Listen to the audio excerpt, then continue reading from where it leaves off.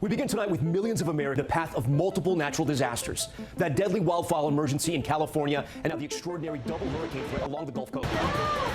Climate change has been a serious issue every year, and in 2020, its worst effects is being experienced by states like California, from wildfire, drought, heat waves to states like Florida, Louisiana, Texas, facing floods, tropical storms, and hurricanes.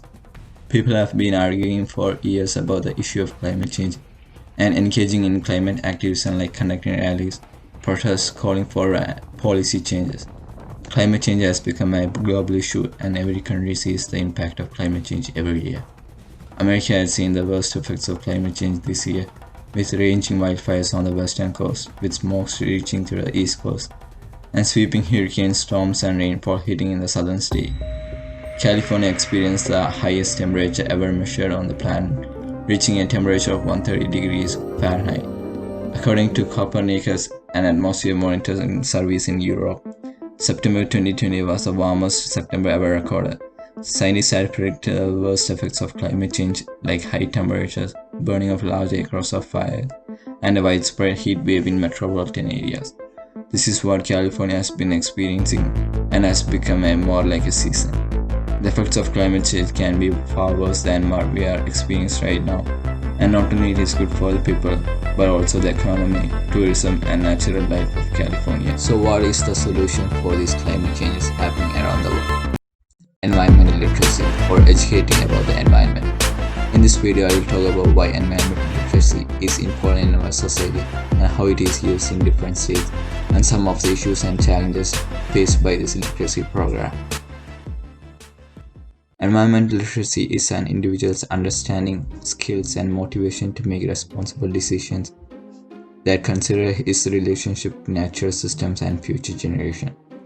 In the United States, Maryland was the first state to mandate a system that requires students to take environmental literacy classes as part of their high school graduation requirements.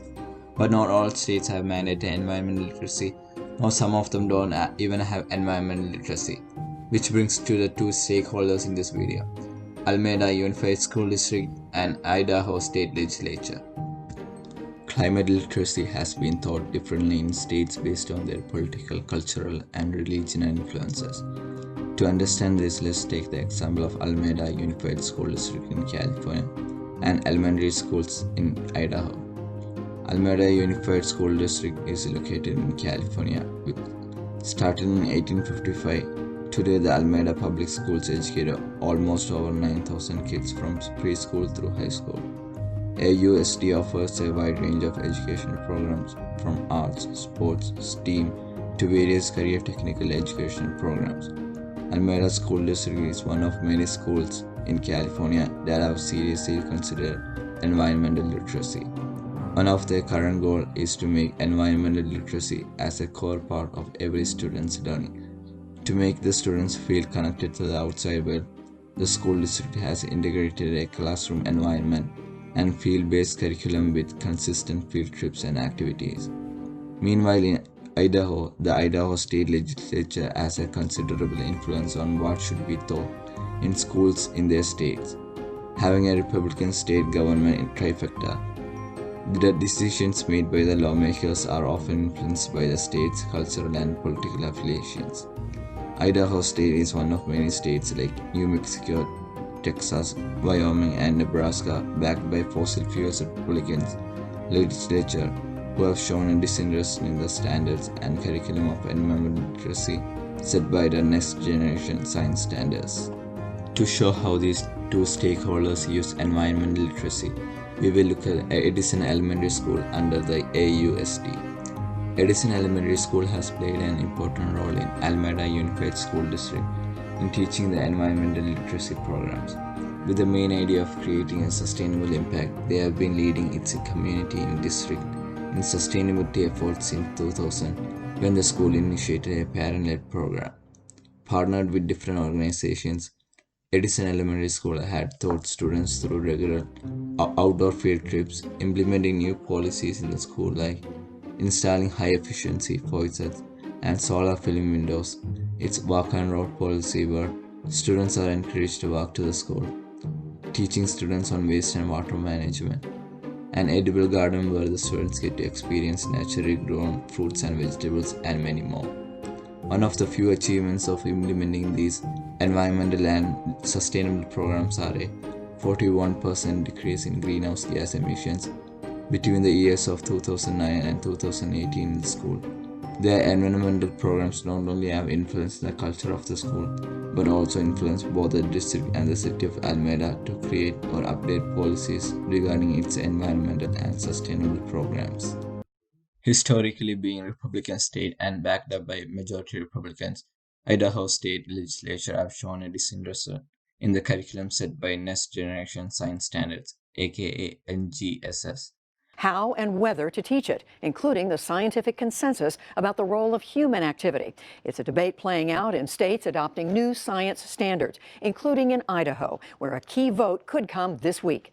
Idaho state legislature softened these proposals to play down the role of human beings in climate change, arguing that both sides of the issue should be presented so that it's even-handed, implying humans are not the only cause of climate change. The big concern here is people think we're trying to sneak something by them. We're trying to indoctrinate the children of Idaho into concepts that go against the moral or religious beliefs of the citizens. But I would argue that the science is sound in these standards. Last year, lawmakers temporarily approved the standards, but removed 5 sections on climate change, including one that emphasized, quote, the major role that human activities play in causing the rise in global temperatures. Lawmakers asked for a rewrite. The House legislature thinks that the students should think and conclude on their own rather than spoon-fed. Unlike in the Idaho state legislature's view, the main portion of the state legislature believe the new standards and the climate issues are just advocacy of liberals to gain political support. This political clash, as well as their belief, results in disagreements of what to teach concerning environmental literacy. Stunning increase in daily coronavirus cases to more than 88,000. Public schools in Maryland will be closed. I've ordered the closing of all schools in the state of South Carolina. We're going to be closing all public schools across the state. 98.8% of our schools have closed in the past 24 hours. More than 227,000 lives lost. The outbreak of COVID-19 was the worst incident in 2020. Many businesses and services which depend on outdoor services have seen a huge impact due to the coronavirus. Among these are schools, especially elementary schools, where a lot of involvement and activities between kids and teachers are required. Precautionary methods for COVID-19 like distance learning or online education are practically not possible for these schools. With the transition to this type of learning, many outdoor education programs in California have come to a halt, including environmental literacy.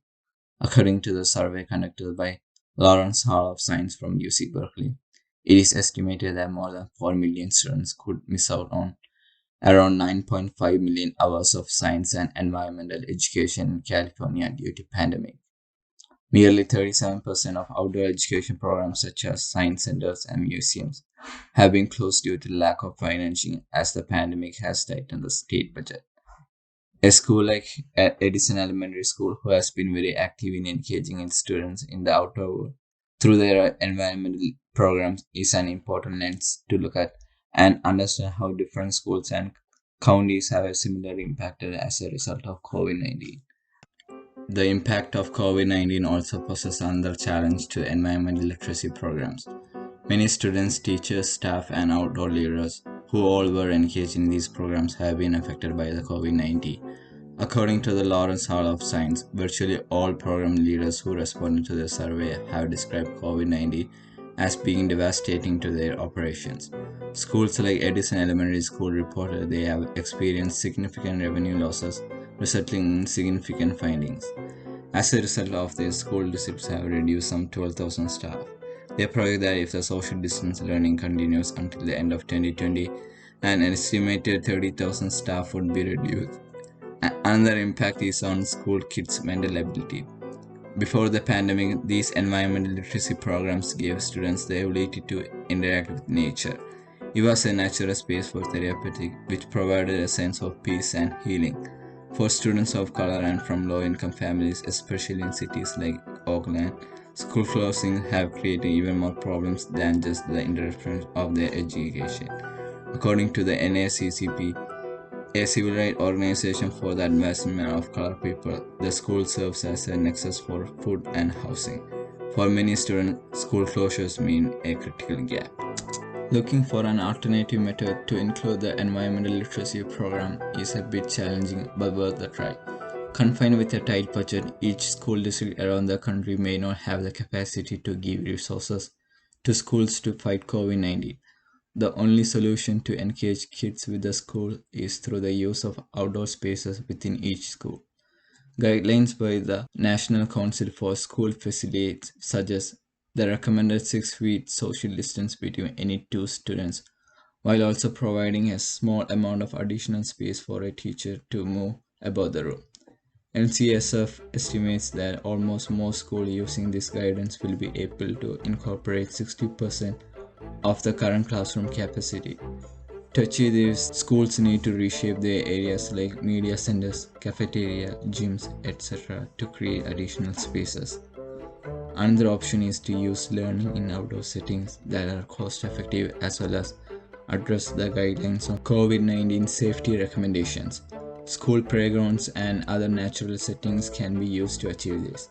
Partnering up with community-based programs such as nature centers and outdoor school provides the opportunity for environmental educators and other staff to support teachers and students. Literacy is a great tool to understand our society we live in and to make better decisions.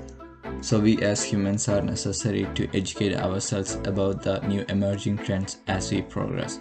With the power of climate literacy, we can understand our impact on climate and take actions to reduce these impacts. We can raise awareness about these issues and advocate for political, economical changes regarding climate issues. Advocating the need for climate literacy has become important just like the solutions to climate change. With sufficient and enough knowledge of climate education, we can create a better and safer place to live in for ours and the coming generations. With the effects of climate change, environmental literacy is a great way to teach students in hope of tackling climate change.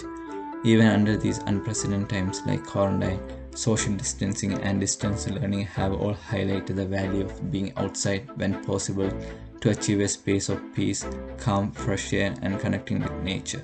Reflecting on the progression of the research, I believe that I was able to find out many things about the environmental literacy and some of the challenges it faces right now. This research was truly a detailed literature review of environmental literacy. I was able to finish off my research through unpacking the stakeholder, fault line and issue. This method helped me to easily find my issue and write about it to a broader topic.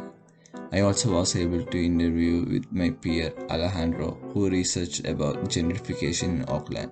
The interview gave me a way to link my research to his, helping me to understand my issue much more broadly. Looking forward, I am planning to use my research to connect with my major, chemical engineering, which ironically has been a sector that depends on production of chemicals in large quantities. But it is also a major, constantly changing, who have a tremendous potential to solve the issues of climate change.